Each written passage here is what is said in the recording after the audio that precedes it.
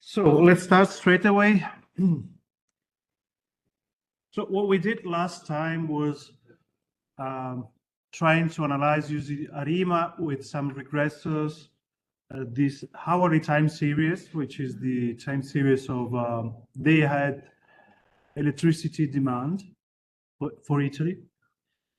And the strategy we used last time, so on Friday, was let's make the problem simpler. Instead of modeling a hourly time series, we model 24 daily time series. Oh, of course, we did it just with one, but we can then like just loop with the same model, or maybe with some auto ARIMA loop for every single hour of the day, because we would have 24 different time series. Let's shortly review that, maybe complete that, and then try to model the hourly time series instead of the 24 daily time series.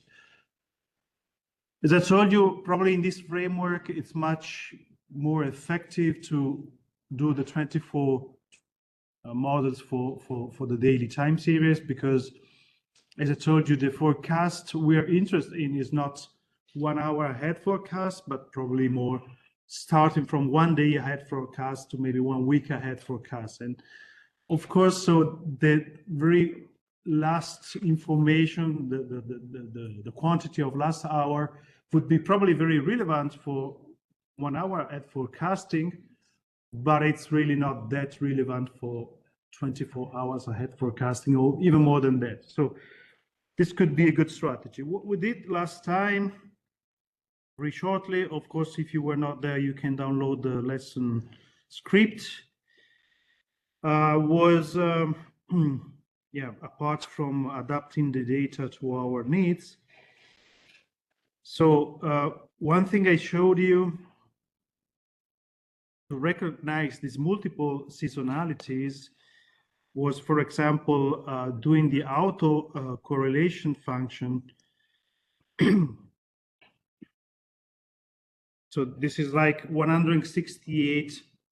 So this is actually the hourly time series. So this is, we're talking about the hourly time series at the moment. And how do we recognize all the seasonalities? Well, first of all, we see this 24 hours peak. So that's clear for the 24 hours. But we see that there's another peak after 168 hours, which is 1 week. Then I told you, okay, you can also look at the autocorrelation function after taking the seasonal difference at distant 24 hours. So in this case, we kind of eliminate, or at least soften, the seasonality every 24 hours. And indeed, what we get, we don't see the 24 hours anymore, or the 24-hour peak anymore, but we just see the 168 hours, so the 1 week peak. Okay. And then I showed you that actually we probably have also a within year seasonality, because of course of the different consumption we do of electricity in summer and winter and during vacation and so on. And for example, this is one of the plots we did. This is the autocorrelation function of the difference, the seasonal difference with respect to 1 week ahead, or 1 week back, actually. Okay. And here, eventually, here, it's clear. Now we kind of killed all the 24 hours and 1 week seasonality. But what is left is this peak at 8,760, about that, which is 1 year in terms of hours, okay? So this is one way to assess if different seasonal patterns or patterns, we would call them, are present. In this case, as I told you, the thing is even more complex, because the 24 hours patterns depend on the day of the week. Of course, weekends are different, and also on the period of the year. So there's also some kind of interaction between the seasonalities, which are much more complex to model. And that's why I proposed you to work on 24 different time series, daily time series, instead of just one. Because that way we kind of get rid of the difference in the 24-hour pattern due to the other two seasonalities. It's a trick, but as I told you, this doesn't impact on your forecast if your forecasts are not really 1 hour ahead forecast. If it's at least 1 day ahead forecast, or maybe more than that, we're not losing that much of an information if we don't use the very last hour disposable 2-hour model. Okay, so that's what we did. We came up with a decent model, even though we saw that we still have. Let's go to the final model we estimated last time. So this is it. So at the end of the day, we estimated an ARIMA. We left the last 30 days off to assess if our forecasts are decent or not. And at the end, we just estimated, yeah, this is an AR3 model with seasonal difference, where here the season is the 7 days, because now it's daily, it's a daily time series. We took, I think, hour 17, so 5 in the afternoon. And we have a seasonal difference and a seasonal MA. As I told you many times, these usually come in a pair, okay? So be prepared to put, if you put the difference here, you put also the MA here, and the same would be here, okay? Anyway, well, the constant we saw, it was actually not needed because it was always there. It's a good choice to select the conditional sum of square minimization because of the, as I told you, if you have complex model and long time series, if you want to apply maximum likelihood, it can take much more time because it's cast into a form which we will start from this week to present, which is the state space form. And the state space form is very convenient for many reasons, but it can become heavy from a computational point of view when you use ARIMA models, okay? We will see that. So, I mean, it doesn't take in 1 month, it's probably just take a couple of 1 or 2 minutes to estimate, but CSS, so at the end of the day, it's least squares. Least square is much quicker, so that was just a suggestion. Anyway, we have a lot of observations. Least square and maximum Gaussian maximum likelihood, they're asymptotically the same. So for a long time series, they tend to behave exactly in the same way. Okay, and then we added. We were not, of course, we were modeling the 7 days seasonality with this model, with this ARIMA model, but we were not modeling the within year seasonality, right? So that's why we added some regressor, because you can have regressors also in an ARIMA model. And as regressors, what we did, we produced the sinusoids. So going back to where we built them, it's here.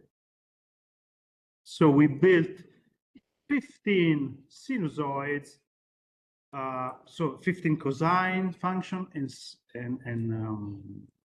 15 sine functions at this frequency. So the frequencies goes from 1 to 15, and this is the base frequency. So it's 2 pi divided by 365.25. So it's the average length of 1 year in terms of days, okay?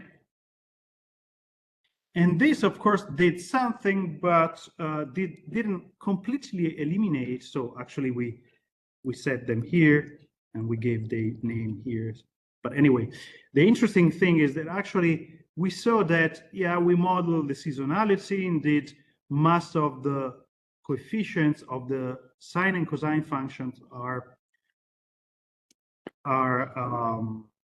significant, but we still have strong, well, not that strong, but there's still autocorrelation of at delay 365, 366. Okay, so this was the the result of the estimation. We also built like a winter vacation dummy, which span from, I think it's 22nd of December, we just fixed it, up to the 6th of January. So this is one, and indeed we have minus 0.17. That means we're modeling the log of the quantity, so this can be interpreted as approximately as a relative change. So it means that, for example, in winter vacation, there is an average consumption of 70%, 17% less than the rest of the year. And the strange thing is that actually for summer vacation, either I did something wrong in defining the dummy, which was actually very simple. We set it equal to 1 in August, just in August, because of the Italian data. Okay, it's not very precise because we could actually take it from the first weekend of August to last weekend of August. That would be more precise, but this is kind of strange. It's positive, actually. It's strange in absolute, but you have to think this is not a unique feature we're using to model the within-year seasonality. There are also the sinusoids. So it may be that actually the sinusoid is overestimating the drop in August, and so this is adjusting the overestimated drops. I don't know why that happens. It's strange. I didn't expect that. It's also actually not significant, so we could even throw that away from the model. But as I told you, we try to model all of these within year seasonality features, but we still have some autocorrelation exactly at 1 year. Of course, there's also some autocorrelation in the shorter lags. Maybe we could fix this. Okay, we can. I don't know. If we just add some, I don't know. Maybe we should look at that in a shorter lag. Yeah, there's still something here. It's hard to say if it's a autocorrelation or partial autocorrelation. I mean, we have so many observations, we could even say, okay, we could go with 10 delays here. We're probably fixing some of these short-term problems, but of course now we have much more estimated delays so actually this is not significant, is virtually 0. This is also not significant. Well, this is significant, so, and this also. So let's just leave it there. This is not significant, and this is not significant as well. And this says, well, maybe we can just stop at 7 here.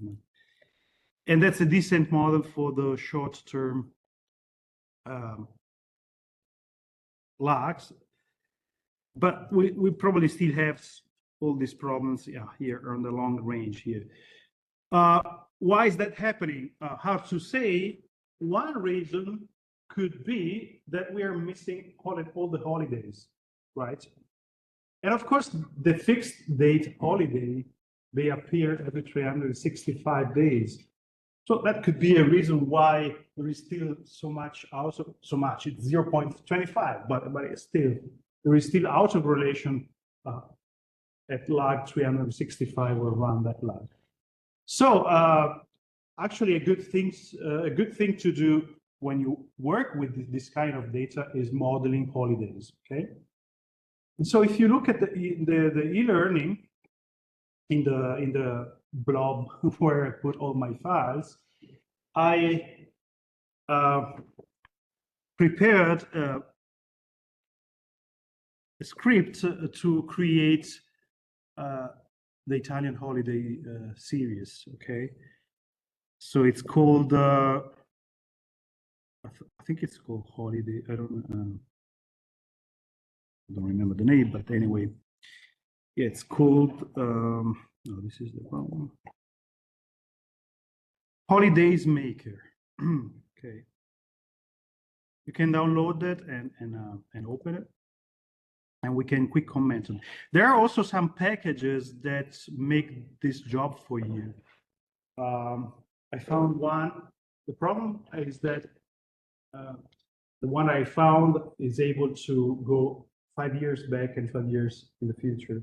And we want actually holiday starting from 2016, so we're out of range. Okay, so there are some automatic ways, so some packages that do that work for you.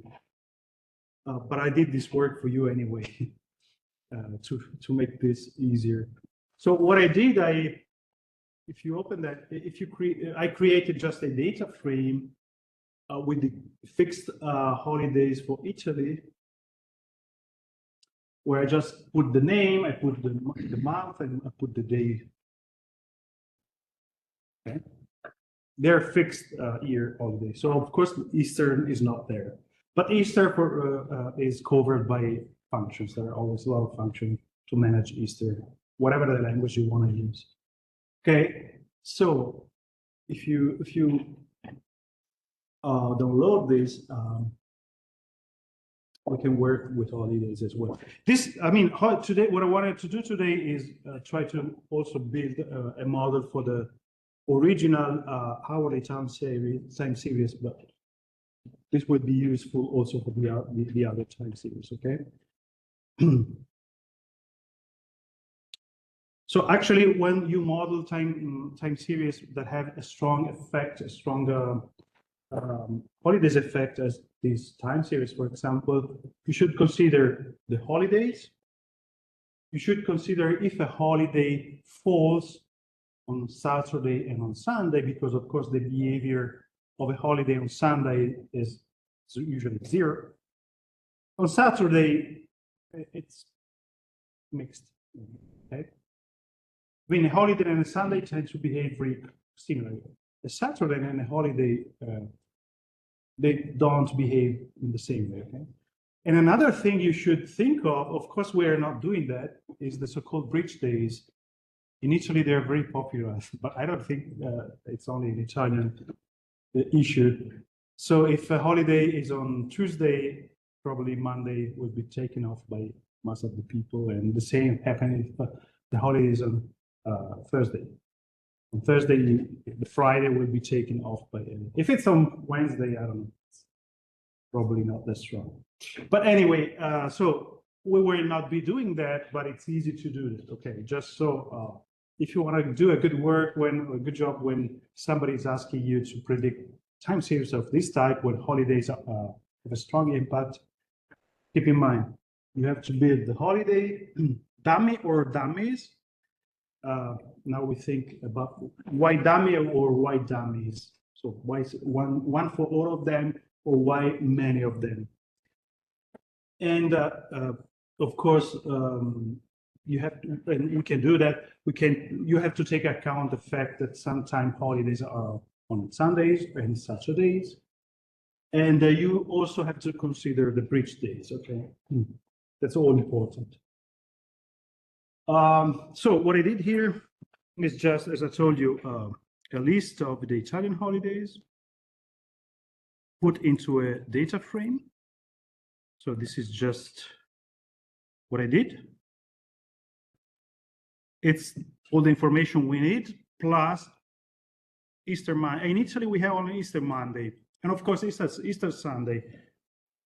But Easter Sunday I wouldn't consider it because it's already on Sunday. So it's of course we could treat the week around Easter in a different way, because of course there's Easter vacation for the schools, and that also has an impact. And that's probably from, I don't know, Wednesday usually to, I don't know, Thursday to Wednesday, including Easter. My son is too old for to know that. I have to remember. So, and the other thing I did is, for example, I have this time date package. If you don't have it, you can download it. And there, for example, there is an Easter function, but there is also a Easter Monday function just to extract the Easter Monday. Oh, of course, there's also Easter Sunday function, and that will just return all the dates within the span of year that you decide here with Easter Mondays. Okay. So what we had here, okay, this is so this is just a list. Okay, this is another type of date because the time date package has also a class of dates, but you can turn that into a regular internal R date. For example, we can just turn this into as date, and I think it will work without problems.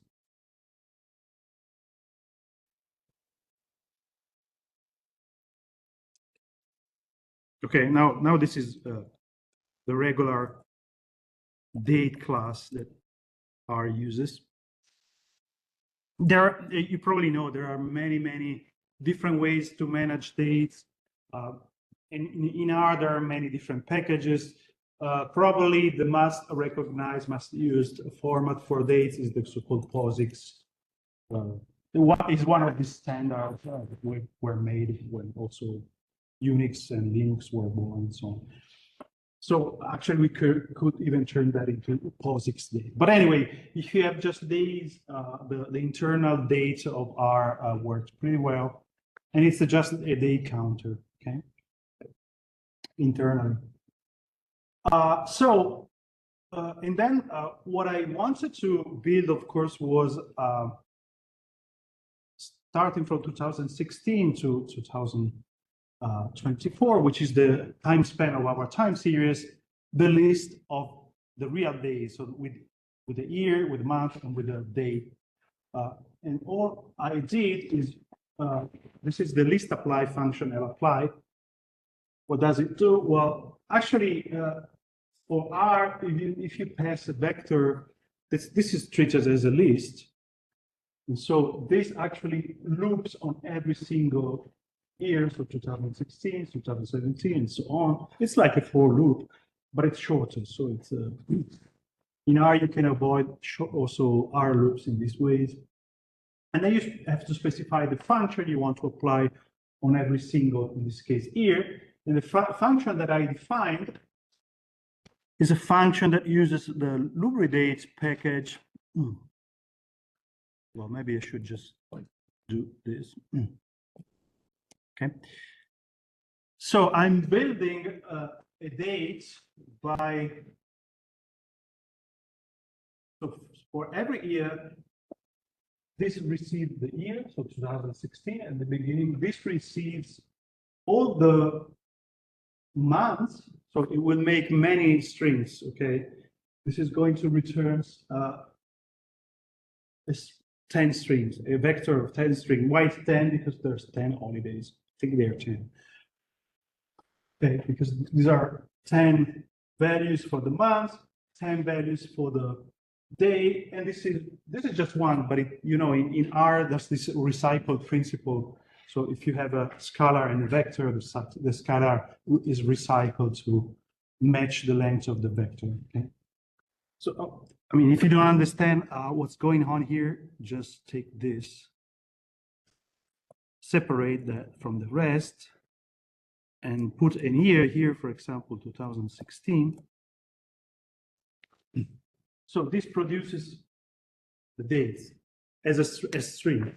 Why as strings? Because we have this nice function ymd that turns a string date or a date expresses as a string as a date object. Okay.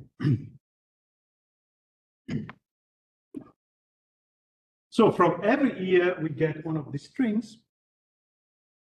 This function in lubridate transform that into a real date vector. And this is done for every year.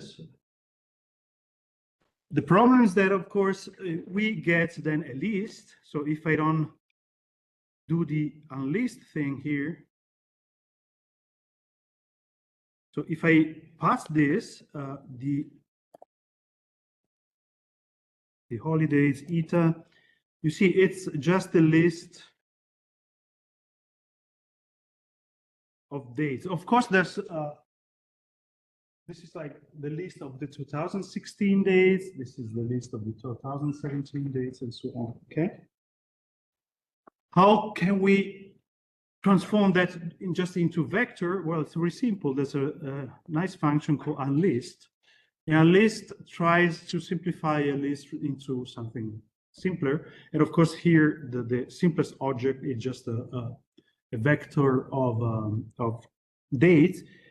The problem is that it doesn't convert everything to date objects, but into numbers.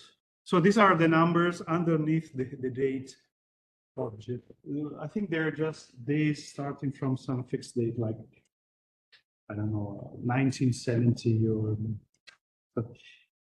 Well, no problem. We can convert that back into dates. So finally,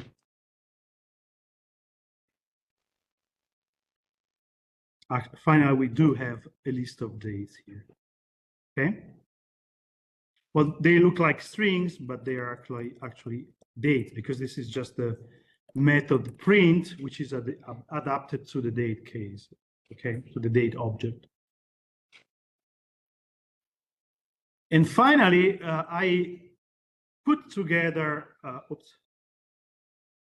What I want to do is to put together the dates we just created with the Easter Monday dates, and then of course sort them.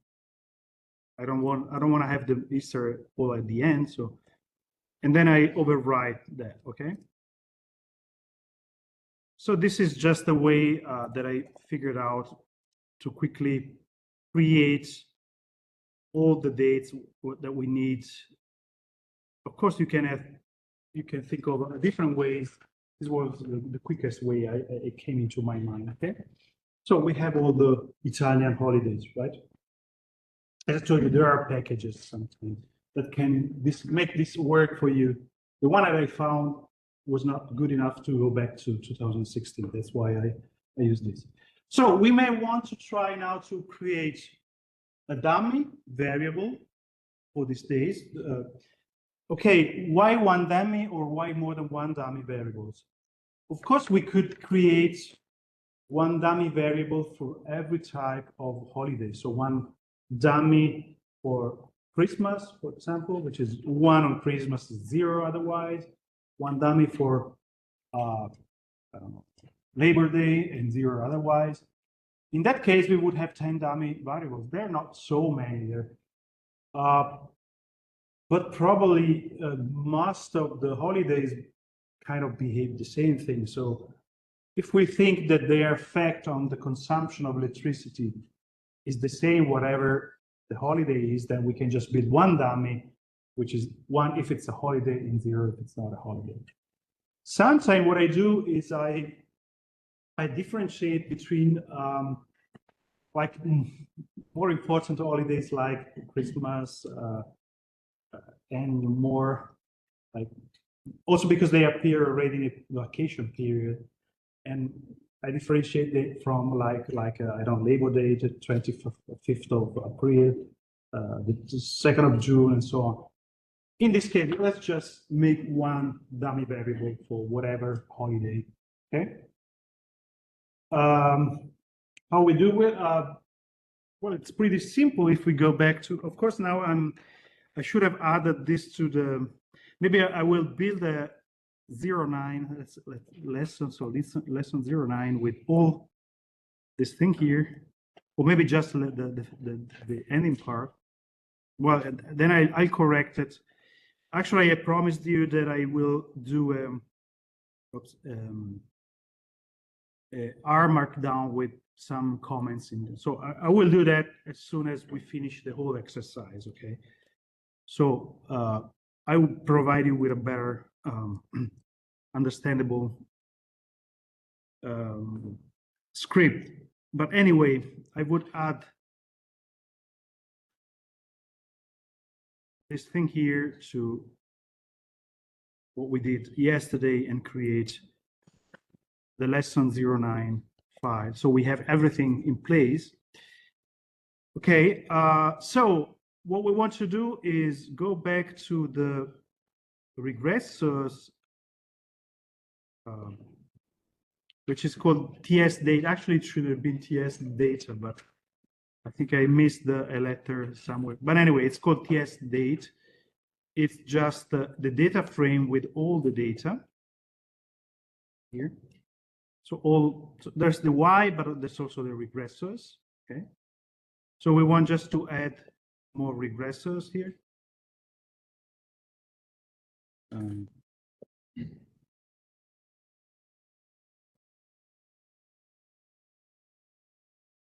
Was just checking if summer vacation well defined. Actually, I don't see any summer vacation. Here. There is no date here. Okay, too bad. Yeah, we have to work on external data. I think there's a date. Yeah, there's a date vector. Okay, you see, there's a date vector. Okay. So how we can fix this data frame to add a new variable? For example, we can go. So it's called ds date. We can use the mutate from dplyr or deployer, whatever you want to call it. We can create the hday, so holiday variable, where we can exploit the date vector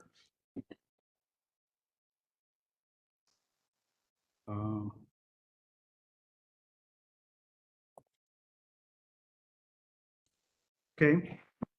So this is the match function. You probably know it. So this is true if this is present in the list of objects on the right hand side. Okay. So it's like a sequence of equal to, okay. But it's much shorter. Okay. So it's here, what's happening here, every single object in the date vector is compared with this list of dates. If it's in the list, this returns true, otherwise it returns false. Okay? So it just creates the dummy. We can, of course, transform the true and false into a number, which we did last time, so maybe we can do it here as well by saying as numeric. So this transform the logical value, the Boolean value, into a number. Actually, we could even add, for example, two more variables, two more dummy variables. One that is signaling if the holiday is on Sunday, and one that is signaling if the holiday is on Saturday. Okay, which is usually important to do.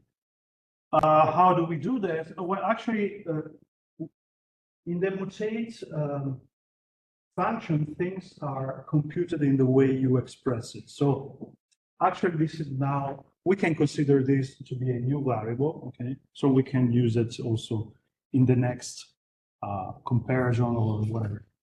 So we can build like,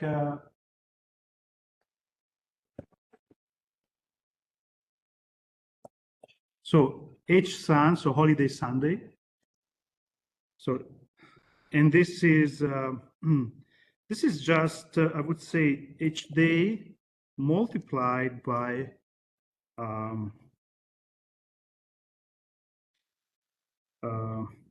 that's the weekday function, if you remember. So I don't remember, for example, if it uses 0 or 1. Let's just try with today. So today is 2025, 11/03.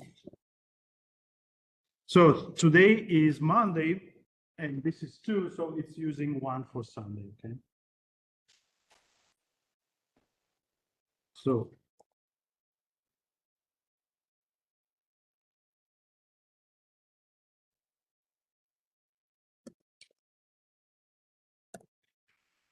And we can do the same thing for Saturday. So we create a new variable, hsat, and we multiply, this is 0, 1, okay? And this also, sorry, this is better to be put into a parenthesis, okay?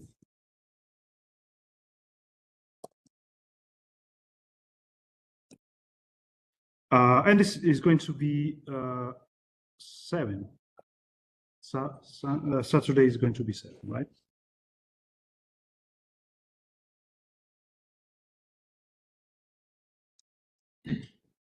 And then we can store everything in the same data set.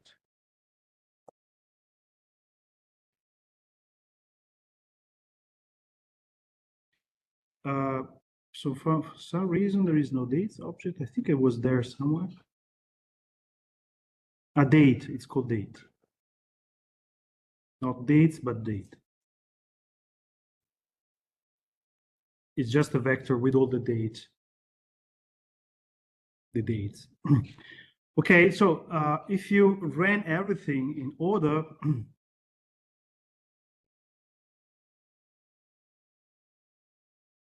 now we also have these 3 more variables. For example, this is the first day of the year, which is not Sunday and not Saturday. This is Befana, sorry, Epiphany. Let's see if we get some holiday. Well, it looks like 2016 was a lucky year. So holidays are not falling here, for example. This is, I don't remember what that, actually we don't have the dates into this data set, but anyway, here we see that there's a holiday and that holiday is on Sunday, okay? So probably what we are going to expect, the holiday variable will receive a negative coefficient, but the holiday Sunday and the holiday Saturday dummy will receive a positive coefficient because, of course, the holiday dummy brings the consumption of electricity down, but we're already modeling in some way Saturday and Sundays, and so I expect to have like a reaction to the fall of the consumption on that day, okay? So let's try, like this would be the final daily model, and then we move to the hourly model. So we can just copy our last ARIMA model here, and all the rest, also the forecasts. And we can call everything model 4.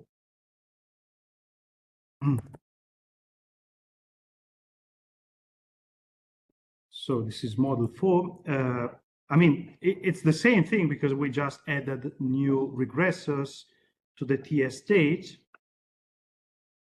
So I think this is going to run without problems.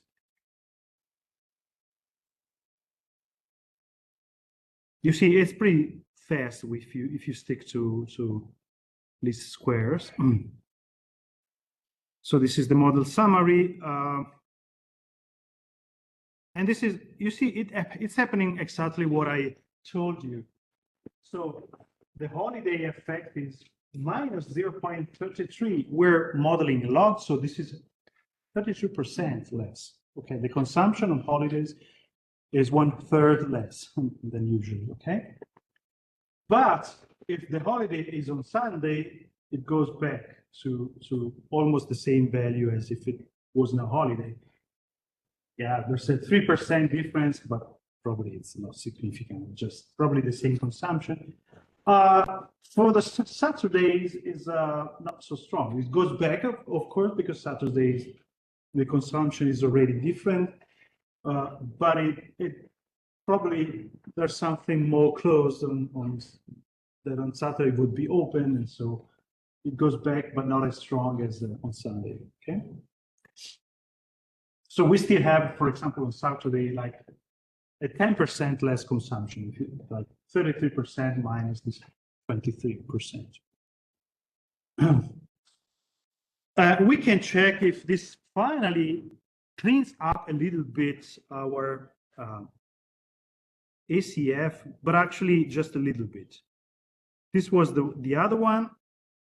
The other one had here a maximum value at 0.25. The new one, okay, this is now at 0.15. Okay, it's not that strong anymore.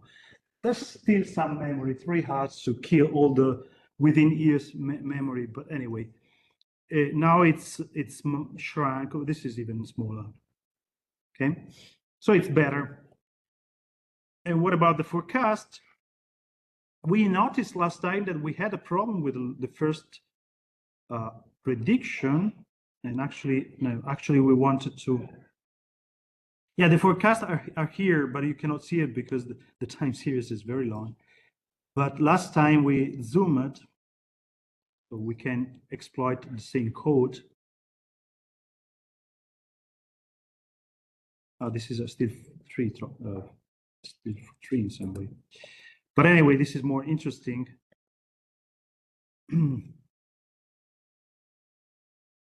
Okay, you see, we solved the problem. If you remember last time, we had the forecast of the first day, which is if you remember, this is the 2nd of May. So it's just the day after a holiday. And probably the autoregressive effect was that we were not modeling holidays. And so in some way, the interpretation of the model was, okay, yesterday was smaller than the mean, so the autoregressive coefficients are providing you with a prediction which is smaller than the mean, okay? Because we were not modeling the holidays. And in this case, we're modeling the holidays.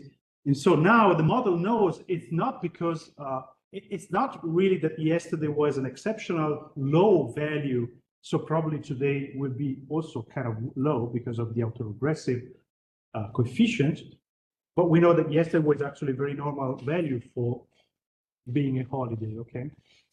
And so this is fixed. Okay? You see that we saw the problem with the holiday in the last prediction. You see the prediction is very accurate. This is like one step, but up to 1 month ahead, okay? It's not bad at all. Well, this is a very regular time series. It's not that hard to predict. And of course, if you've gone also modeling bridge days and so on, you get better and better, okay?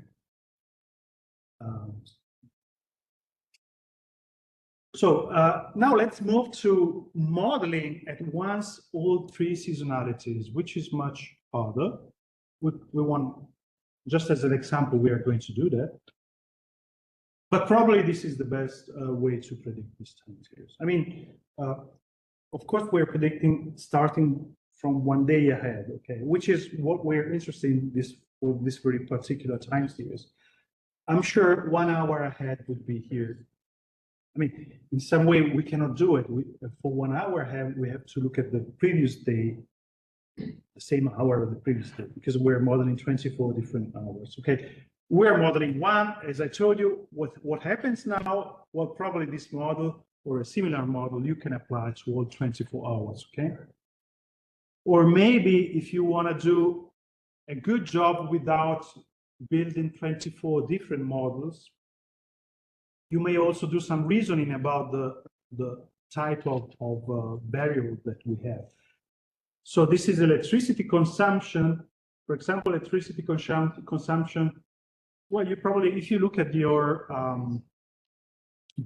electricity bill at home, you see there are, I think, 3 different times. So you're actually paying a different price for the night, for the morning, I don't know, for the evening. If you look at your bill, you will find that. I'm sure you're not taking care at your own place about that. But you will see there are like 3 or 4 different time zones, time spans. And probably you could build a model for each of these timestamps or spans, because probably in those time spans, electricity consumption is similar. or maybe just two are enough. For example, in analyzing electricity data, usually you have like peak hour and off-peak hours. So maybe you can build a model for peak hours, which is actually the day, and off-peak hours, which is the night. Okay, so maybe with two models, building two different models, you can span all the hours of the day and all the span all the hours of the night. Okay, so that could be a good strategy instead of building 24 different models or building the same model. So estimating the same ARIMA specification for all 24 hours, even though I'm pretty sure that if we estimate the 24 ARIMA specifications, they're going to do a very good job without bothering to like have a different ARIMA model for every hour. Anyway, let's try. Is that everything clear what I do to this? Let's scroll up a little bit. Yep.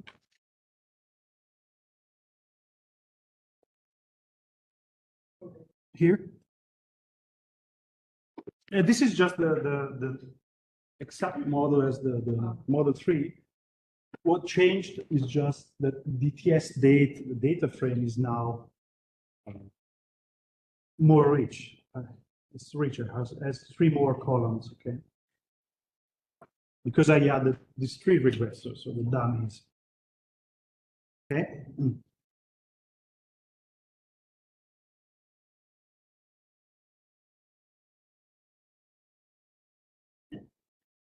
As I told you, I will fix. I mean, there's a lot of material here. I will fix an R markdown and compile it for you, so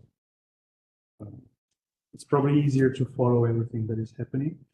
But I wanted to do that, adding also the hourly model. So for the hourly model, we have to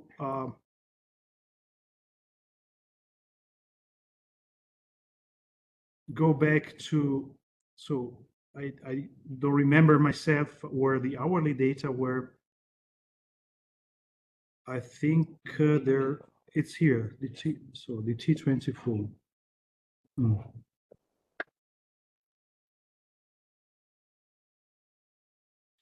So no, this is not the hourly data. This is the monthly, the daily data. So this, I think it's this one, so the working data, WDT. Yeah, this is it. Remember, this is not what you would download from the site, because if you remember, we killed the 25th hour. You remember, there's a 25th hour every October, the last Sunday of October, because of the daylight saving time, and the 24 hour is missing the last Sunday of March. Okay. And what we did is just we repeated the 23rd hour for March, so to fill up the 24 hour, and we just erased, so we deleted the 25th hour. So this is already a pre-processed time series, okay? Very slightly pre-processed. But it's important because, of course, otherwise we would kind of lose, well, some information. So this is it. Now we want to build a model for this hourly time series. Now we have to model 24 hours seasonality, the 168 hours seasonality, and the 8,760 days seasonality. Actually, a little more than that. If we want to be very specific,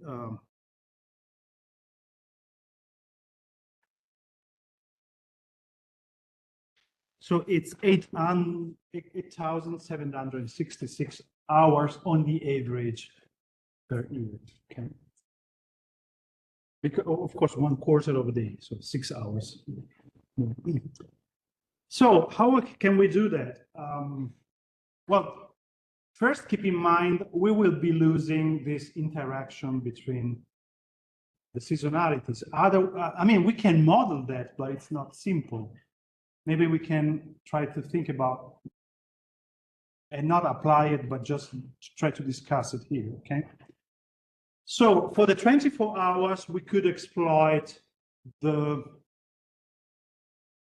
seasonality allowed in the ARIMA model. So we specify the periodicity of the ARIMA model with 24, but we could even specify the ARIMA seasonal period by 168, because in that case, we kill both. I mean, by taking the first seasonal difference, we would kill both the within year, the within week seasonality and the within day seasonality. So that could be a good idea. So maybe we could model, as I said now. So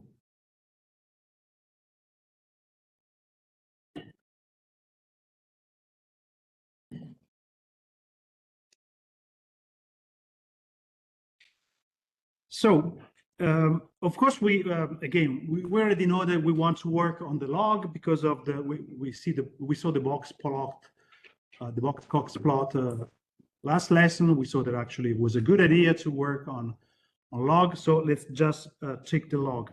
But then, as I said now, it could be a good idea to work on at the end of the day on the seasonal difference, where the seasonal period is 168. This would kill the 24-hour pattern and the 1 week pattern. So for example, let's look at the ACF of the difference of the log. Actually, let's use the pipes. They're much more readable, okay? So working data, we pick the load. We want to compute the log, and then we want to take the difference at 168 lag, and then we want to see the ACF.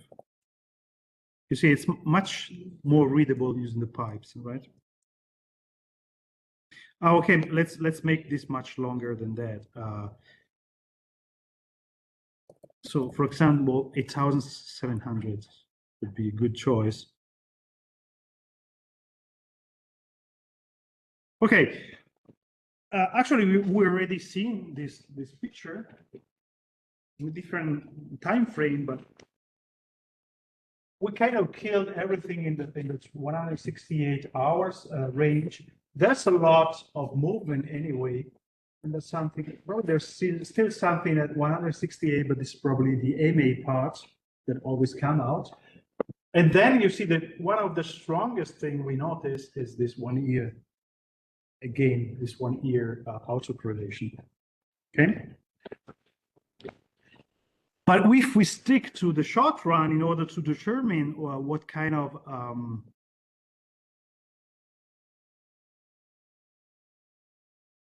ARIMA model to apply,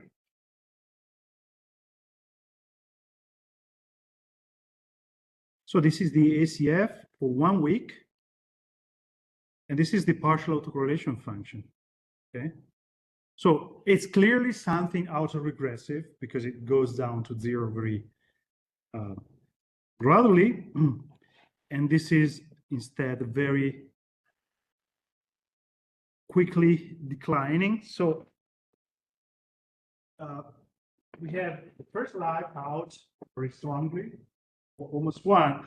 Almost one means if we almost have a unit group over here, but not exact. We are close to the unit group. I never mentioned there are tests for the unit groups, which I didn't show you because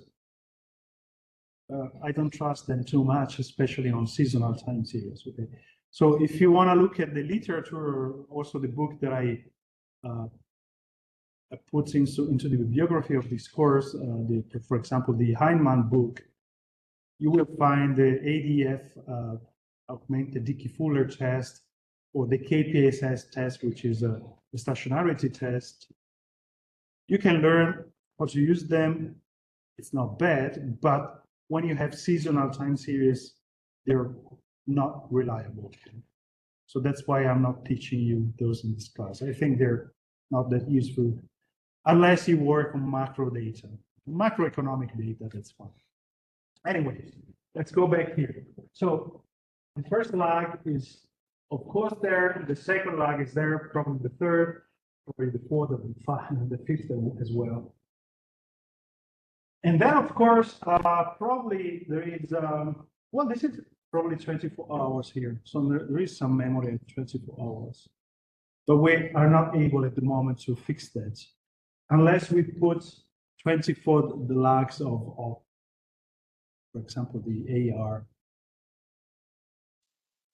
And then what about, well, the 168 instead of it's completely killed out. So looks like that's fine. So let's try to start with a model, I don't know, maybe an AR7, whatever.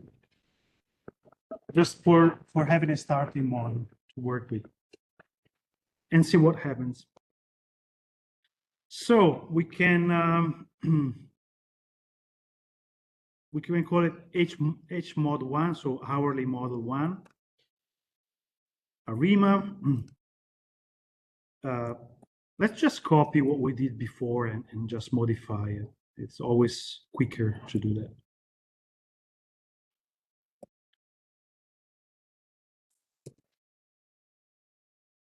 So for the moment, let's just leave the regressors out, also because the regressor, they have to be defined now on hourly basis, okay? The other one were defined on a daily basis. So the period is now 168. It could be a good idea, as I told you, to use 1 week of data for the seasonal period. Why is that a good idea? But because that solves two seasonality problems. And then we can leave, I don't know, maybe we can leave 7 and see what happens. And here, instead of leaving just 30 observations out, we may want to leave, I don't know, let's maybe try to predict 1 week of data, of hourly data. So let's just leave 168 observations out. And now, sorry for that, the data we can take from here, okay? So our data are now WDT load, okay? And we just want to leave the last 160 observations out. This is an autoregressive of order 7 and 0 and 0, and this is the seasonal part. As I told you, I didn't check for this, but probably it's there. So when you take the difference, usually, as I told you many times, you get also the MA for free. So let's just leave it there. What about the constant? Well, for the moment, let's just try to leave it there. The constant here, because of the difference, would be a drift in the data, okay? And of course, lambda equal to 0 is for the log. So let's start with an estimation. And of course, now the time series is much longer, so it will take some more time. And as soon as it finishes, this PC is very slow, so probably you already have an estimate. It's an old Surface, which are not the fastest machine you can think of.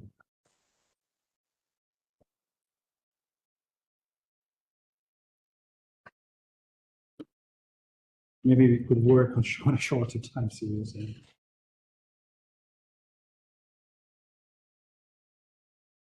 Anybody of you have estimates?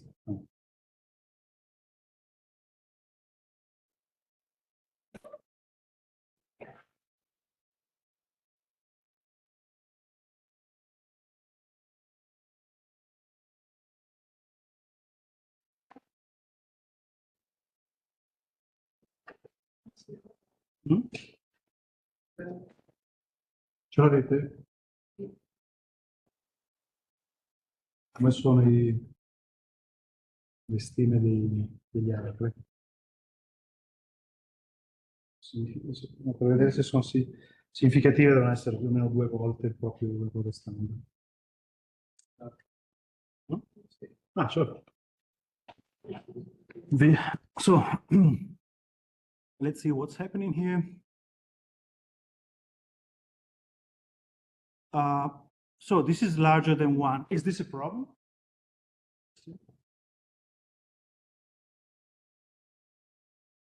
Probably not. I mean, that cannot be larger than 1 if it's just an AR1, okay? Because otherwise it would be an explosive process, okay, which doesn't make any sense. But when we have an AR, in this case, even 7, then of course you should have to compute all the roots of the characteristic polynomial. So we don't know there is a unit root here. As I told you, a short way to understand if there's a unit root, you just sum all of the autoregressive coefficients, and if it's equal to 1, then you have a unit root. Anyway, it's not going to be a problem. So all the coefficients seems to be significant. So well, we could throw away the AR7. The AR7 is not really significant. The MA1 is there, the seasonal MA1 is there. The drift we could throw away, it's just equal to 0. Okay, the model seems to work decently for the parameters. Of course, I don't know if the autocorrelation function is fine, and still we're missing something to model both the within year seasonality and the holidays that we just learned to model. But so we could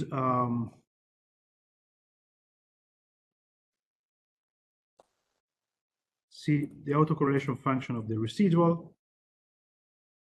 Maybe at the moment, let's just keep 168 to understand if in the short run we have something interesting to model yet still. There's something on the 24 hours. That's interesting. So what we did was actually taking the difference every 168 hours, which is a good idea to model twice. I mean, to model both the within day and within week seasonality. But actually, it looks like there's something left there. And as I told you, in R, but in Python is the same thing. We're not able to use more than one seasonal frequency. And so this is pretty hard to model. We could over-parameterize our autoregressive model, put 24 delays. We will be estimating many parameters, but probably this would be catched, okay? Or a different approach could be, we could model using the seasonality of the ARIMA model set to 24 instead of 168. But then we have to manage how to model the different seasonality on Saturday and on Sunday. So we have two possible paths. So the simple path would be maybe adding just delays in the autoregressive parts up to lag 24. So this would be a simple escape if it works. Of course, we are over-parameterizing, so we're not happy about that, but we have a lot of observations, and that makes things work. Let's start right away because it takes some time.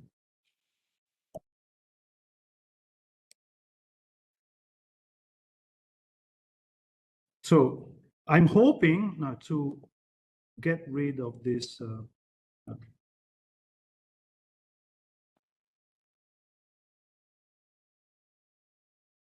You know, of course, it's doing computation. It's really slow. So I'm hoping to catch this 24 hours seasonality in this way. So and in R, we cannot even, we could kill some of the non-significant autoaggressive coefficients in theory, but in practice, I don't think this ARIMA function allows us to say, okay, some of the coefficients of the 24 coefficients of the autoaggressive part, they have to be set to 0. I don't think we can do it. So we're over parameterizing in this model. And it's not good. As actually, it's much more complicated to work with hourly data.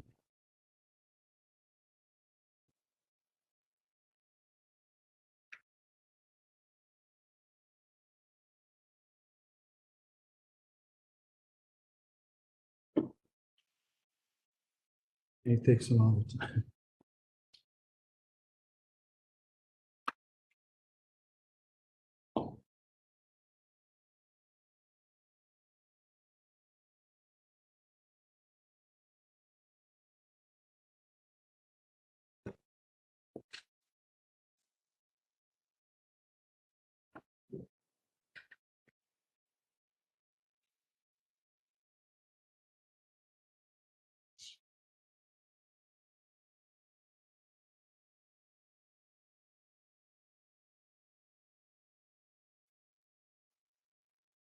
There's even a class, we will not see these models in here in our course, but there's even a class of ARIMA model generalizations, which is called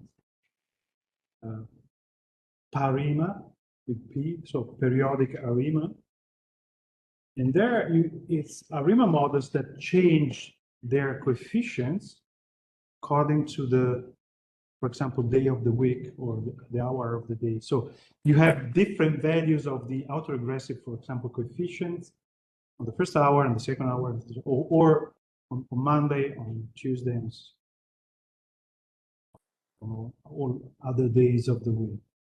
In that case, you have much more, many more coefficients to estimate. And they're called, yeah, we usually use the PAR models. The PARIMA are more rare, but PAR models are sometimes used.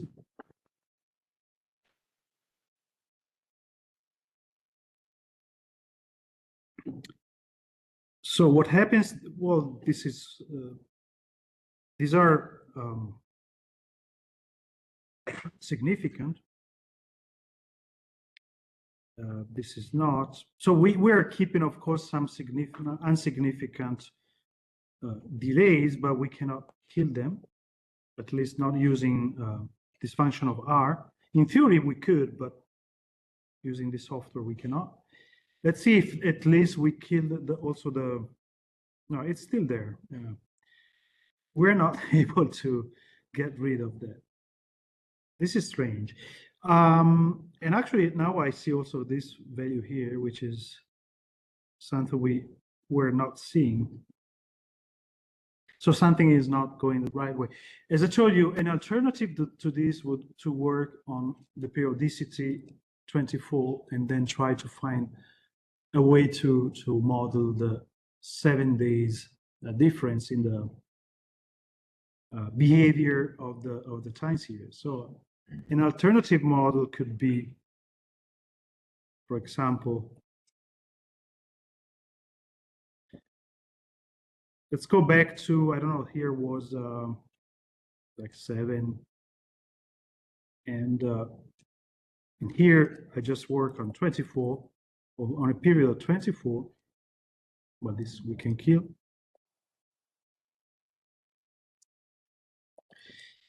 This, I'm pretty sure it will do a good job for cleaning up the autocorrelation at lag 24, but then we have a problem with the lag 168.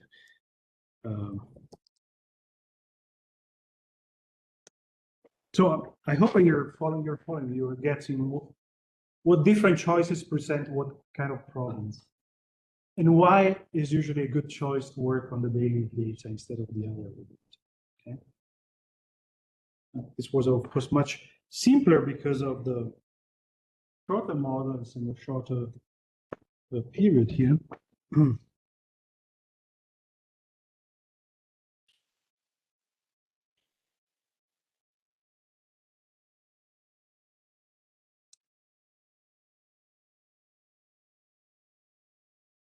So the estimate is significant. You see, now we treated the lag every 24 hours, even there's still something there, but this is something that we can probably deal with using the autoregressive coefficient, the seasonal autoregressive coefficients. But of course, now we have the problem, a strong problem with the weekly seasonality. Okay, so as I told you, we can concentrate on the weekly seasonality, and then we have some problems with it within 24-hour seasonality, or we can.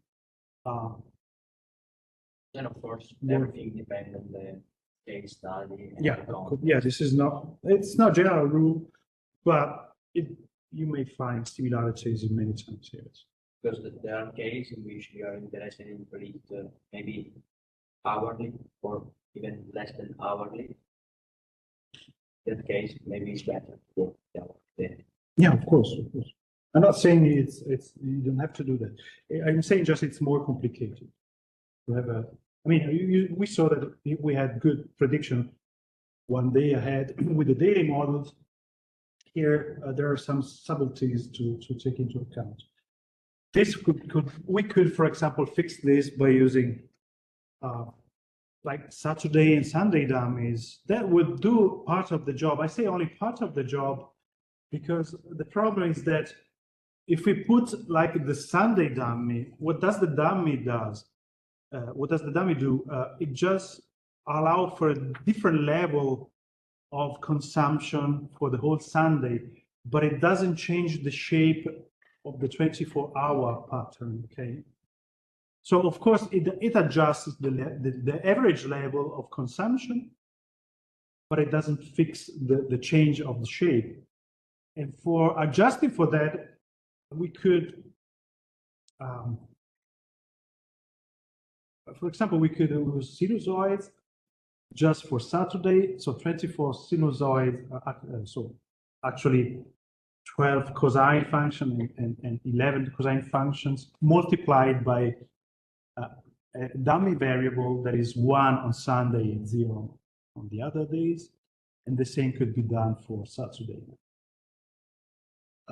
So I don't want to spend too much time doing that. So if I can, I'll add that example that I just explained on the R Markdown I'm about to prepare for you.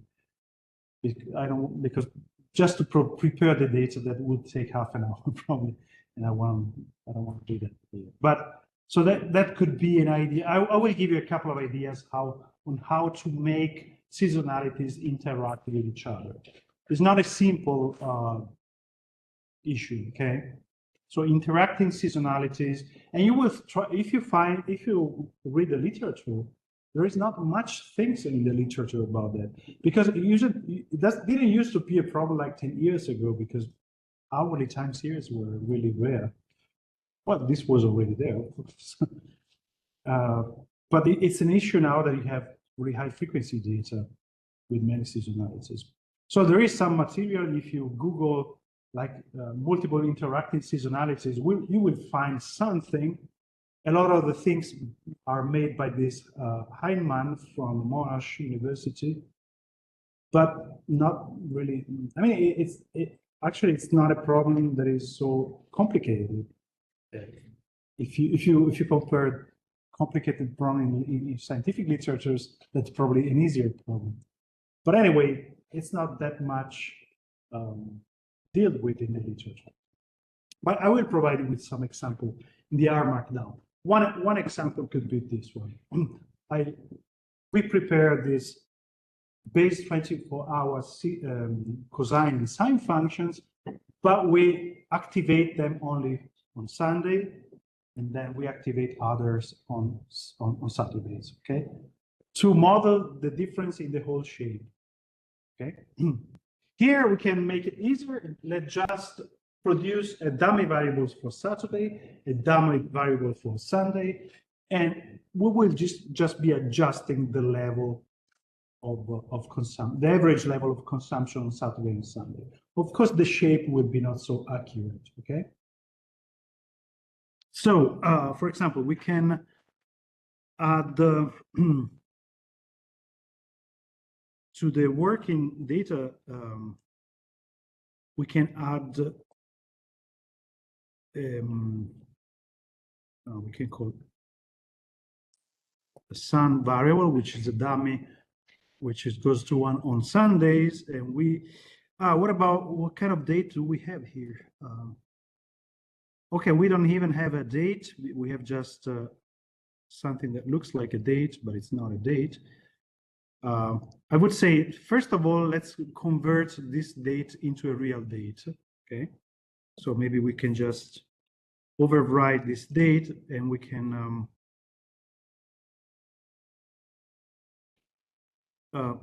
use that function we already saw. So actually it would be year, month, day, and we have to transform it into a string. This is an integer number, so we have to turn this into a string. And this, I think, is going to work. I don't save the result. I'm just gonna look at this. Yeah, it's working. Now this is a proper date. You see it from here. And now that we have a proper date, we can like create the Sunday dummy. And the Sunday dummy would be date equal to or day, so weekday of the date equal to Sunday was 1. And let's also transform it into a number. And the same thing we do for Saturday. Just can copy and put 7 instead of 1, okay? And then overwrite on the WDT dataset, okay?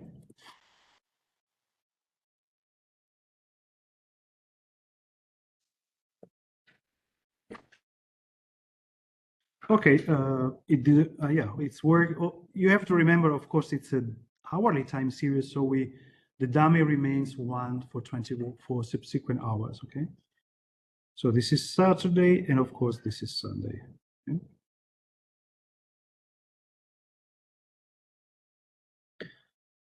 So let's try to estimate this.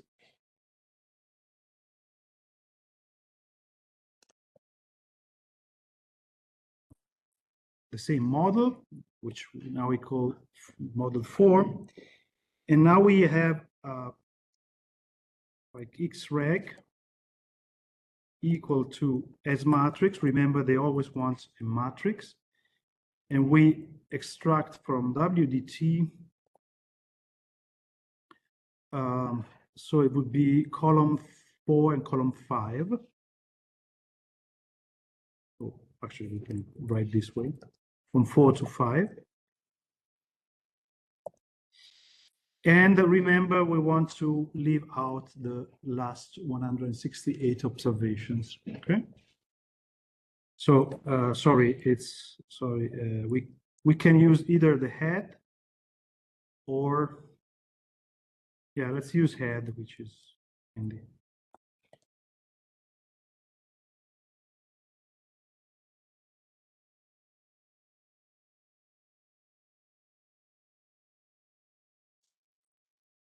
So this is a way to leave out the last 160 observations. Okay, let's see if it's working. Yeah.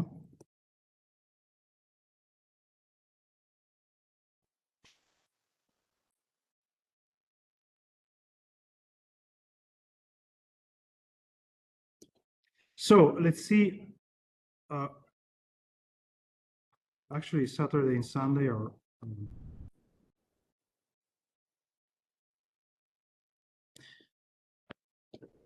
They're really not significant here.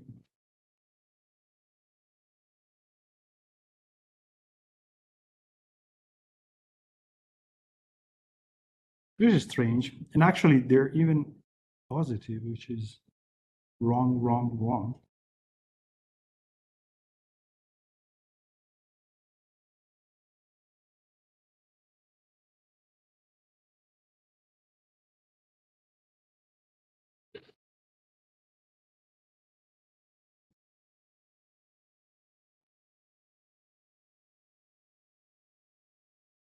This is pretty strange. It's not what expected. Okay.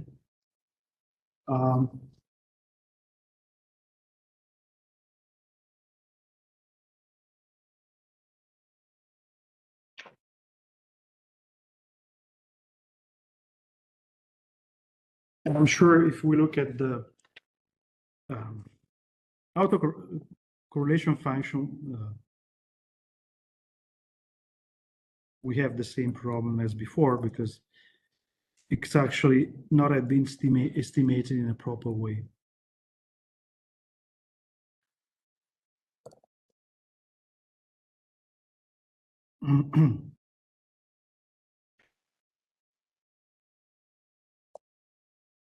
Yeah, it's not very different than the other one.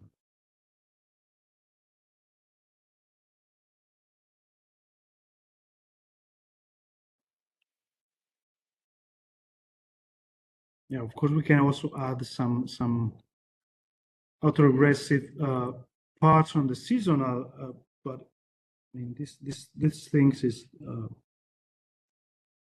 strange. It's not expected. I think there's something that is not working properly in this estimation.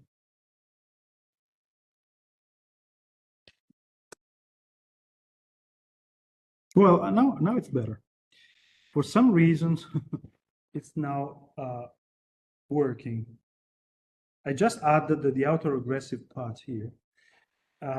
This is probably just a numerical problem. Probably it probably didn't stop into the global optimum for some reason. It's stuck probably in local optimum.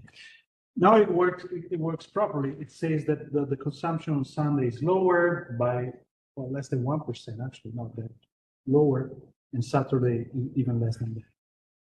But it's more meaningful, okay? But it didn't change much the effect on. We still have a lot of memory there, okay? As I told you here, the memory, the seasonalities are interacting, and that's really a mess to model, okay? But let's finish this by also include, of course, here we will have a lot of seasonality within the year. Let's make it larger than the number we are interested in. Yeah, we still have a lot of seasonalities here. And then we have this peak again.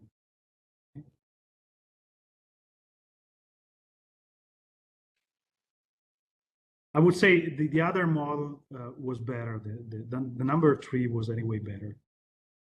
So the number, no, the number, sorry, the one with the 168. So now number 2 actually. I would choose between these two. I would choose the second one.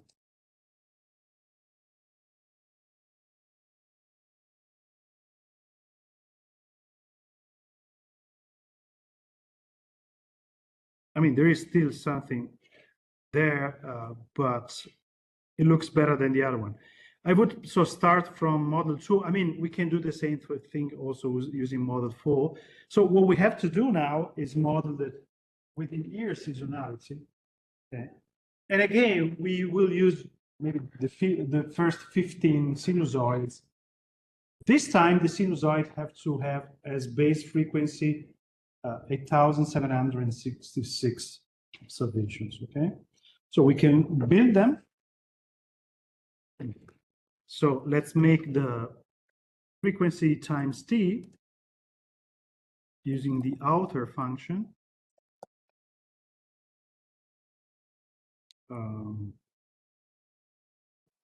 So how many times? Well, we can use the rho or WDT. So this is the time counting, okay? And then we say we want the first 15 sinusoids. And then we have to multiply it by 2 pi and divide by 8,766, which is the average length of 1 year in terms of hours. And then we want to, right, let's build first the cosines.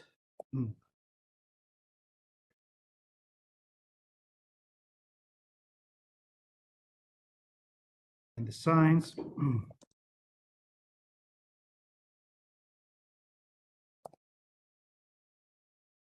Then I would say, let's give names to the columns of these matrices, and then we put the matrices into. Well, actually, we could also keep it as a matrix because anyway, the ARIMA function wants a matrix, doesn't want a data frame. So we can keep this as a big matrix. So let's just give names to the columns of this, which would be, so paste cos 1 to 15.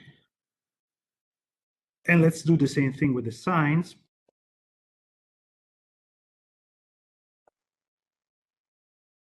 And now maybe let's just produce a big X matrix, which is just the column bind of cosine and sine functions, okay? And then I would just start again from model 2. So we copied model 2.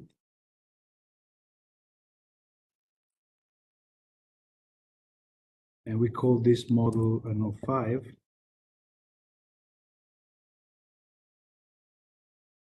In model 5, we can add xreg equals to x, but we want just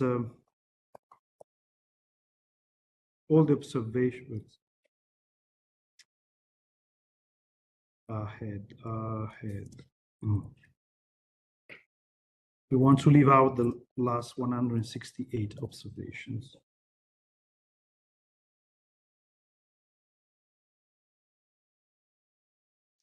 Okay, I think it should work. The constant, let's kill it. Okay, so we're using the model with the periodicity 168. We have many delays to try to catch the 24 hours kind of memory. And of course, the difference with MA.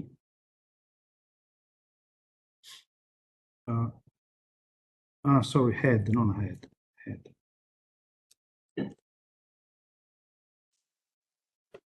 Okay, they're kind of disparate models, but I'm pretty sure they're going to be decent in their forecasting. Okay. As I told you, the most important parts we want to model are, let's say, the differences, the logs, the regressors, and of course the stationary part is important, but it will be important mostly for the very short run. Okay. And anyway, we're trying to catch the main features of this time series. Of course, the interacting seasonality, we are not catching using these models. Okay? And working on daily data, we are not modeling them, but we're avoiding the problems.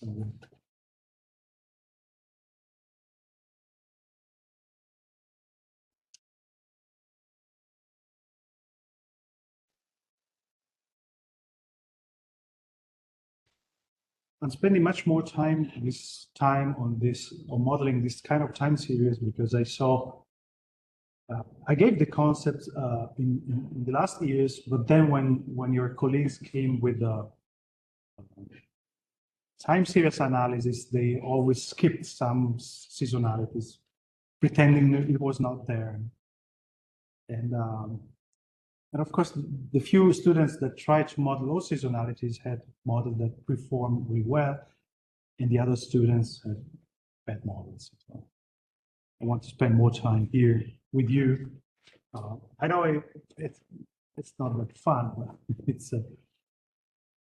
what you have to do when you want to be serious in modeling time series. You have to spend some time. It's not like you press a button and things work. It's very handcrafted work.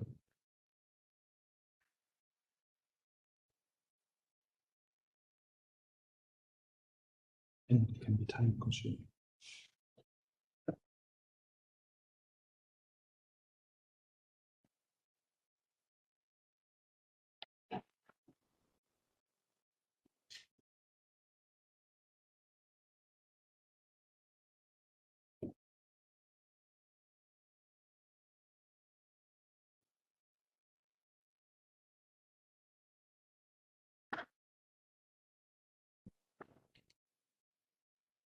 Maybe the dashboard I made it would be quicker because it's running on a better computer.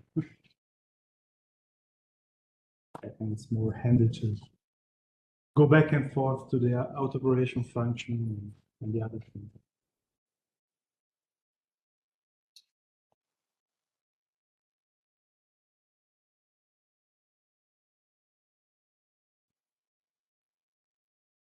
And we added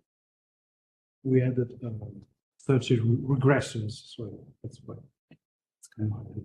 Because everything here is estimated by numerical methods. There is no closed form errors.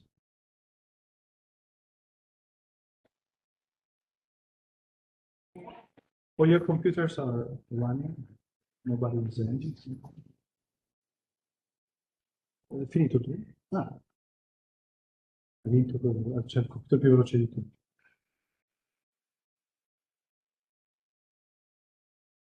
E ci anticipi qualcosa.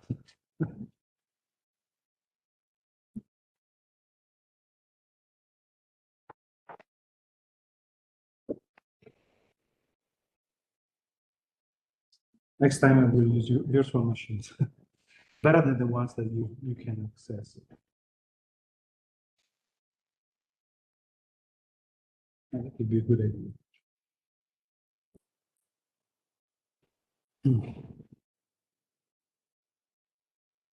Or we could shorten the time.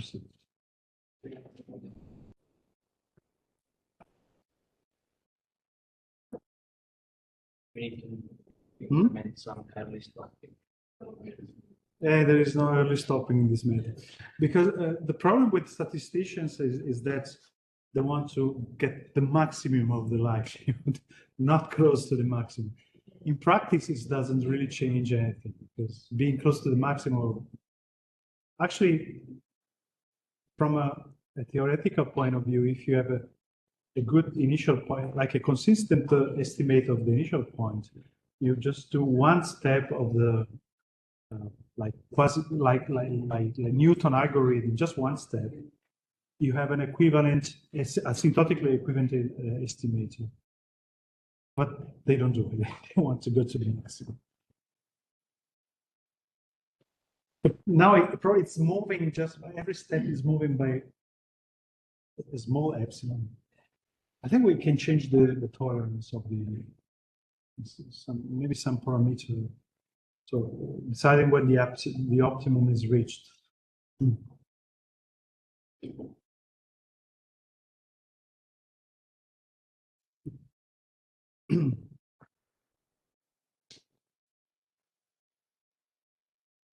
Vabbè.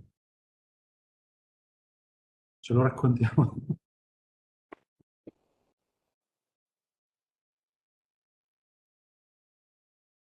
So, you tell us how things work. Hai provato a calcolare l'autocorrelazione, la cerca? No. Vabbè, ma fa niente, non faceva niente.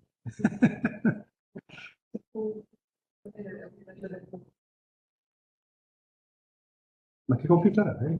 Giusto per sapere. Cioè, I 9, no?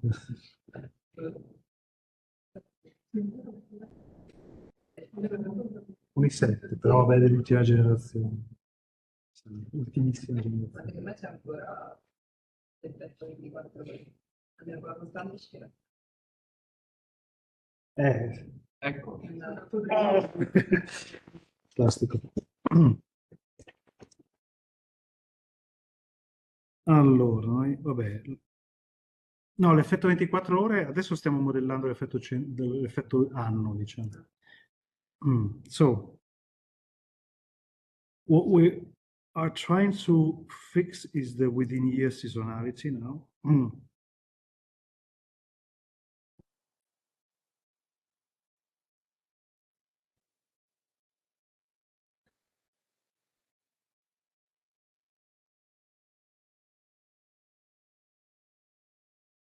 Good.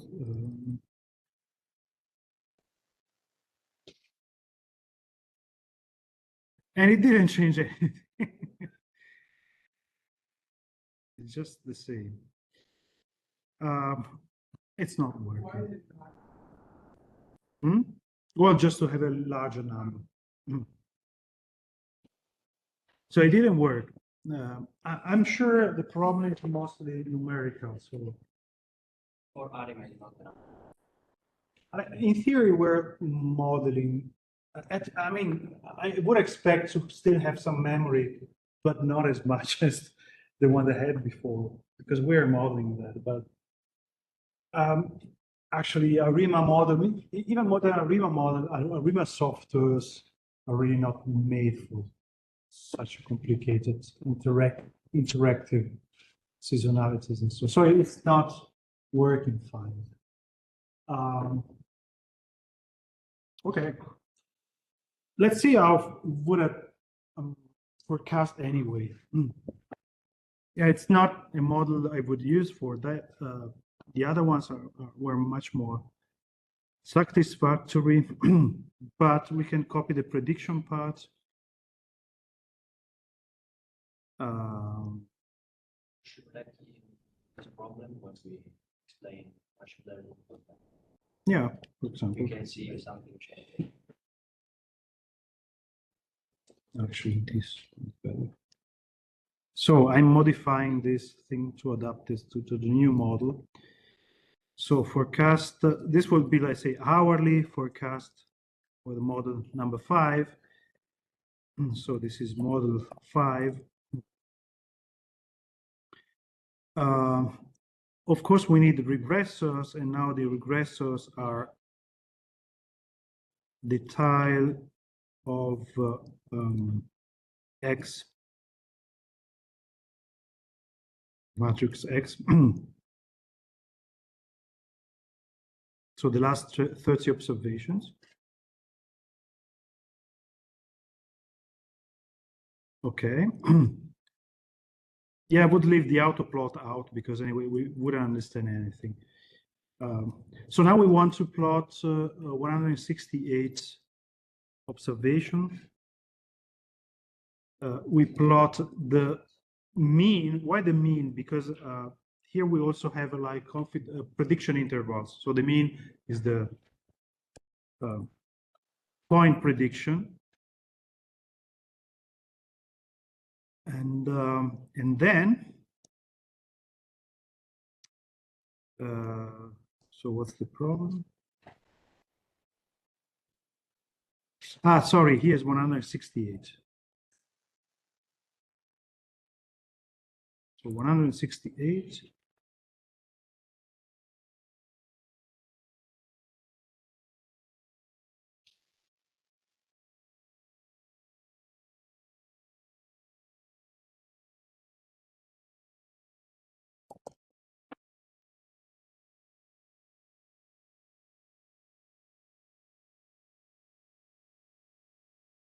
Not bad at the end of the day. I mean,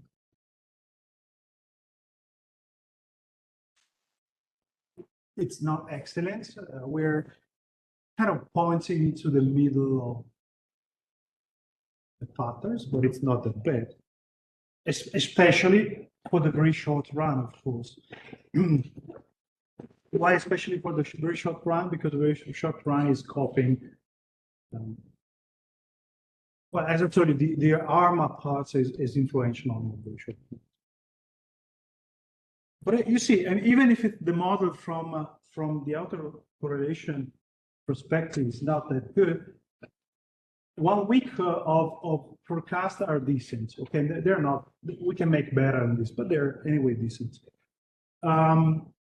What would work worse, or not very well, is if I predict maybe 1 month of ahead of data, because of course within year seasonality, you have to think we're working on increments with respect to the last week. Okay, so this model is just a model where we're predicting the increment of this hour with respect to the same hour 1 week ago. Okay, and the model in some way is adaptive.